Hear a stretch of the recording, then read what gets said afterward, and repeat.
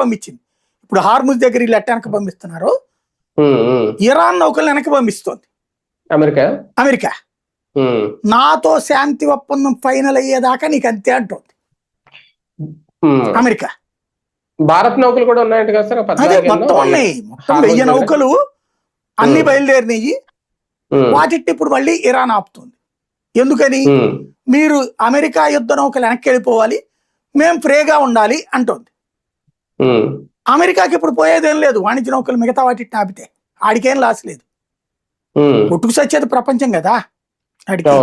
వాడు ఇరాన్ ని ఈ గ్యాప్ అడ్డు పెట్టి, కాల్పుల అడ్డు పెట్టి వాడి యుద్ధ నౌకలతో ఇరాన్ ని దిగ్బంధించి పడేశాడు. ఇప్పుడు ఇరాన్కి ఇప్పుడు వాళ్ళ వాణిజ్య నౌకలు వెళ్ళకపోతే డబ్బులు ఆడి నుంచి వస్తాయి? వాడు ఆయిల్ అమ్ముకోవాలా? ఆయిల్ ఇప్పటిదాకా ఆడ ఆయిల్ ని ప్రపంచ దేశాలు కొననీయకుండా ఇది అడ్డు పెట్టింది. కానీ చైనా కొన్ని మనకి 40 రూపాయలకి రష్యా ఇస్తే వాడికి 30 రూపాయలకి ఇచ్చింది ఇరాన్. అలా డబ్బులు సంపాదించుకుంది ఇంతకాలం ఇరాన్. దాంతోనే ఆ సొరంగాలు దవ్వుకుంది, బాంబులు తయారు చేసుకుంది. తిండి ఉంది వాళ్ళ దగ్గర ఇప్పటిదాకా. ఇప్పుడు తిండి ఉండదు వాళ్ళకి. వాళ్ళ దగ్గరికి ఏ షిప్పు రాదు, వీడి దగ్గర షిప్పు పోదు.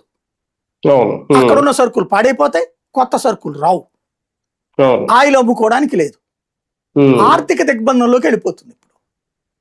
కాబట్టి వాళ్ళు మళ్ళీ హార్ముజ్ని అడ్డుకుంటే ప్రపంచ దేశాలు కలిసి ఒత్తిడి తెస్తాయని ఆలోచిస్తున్నారు.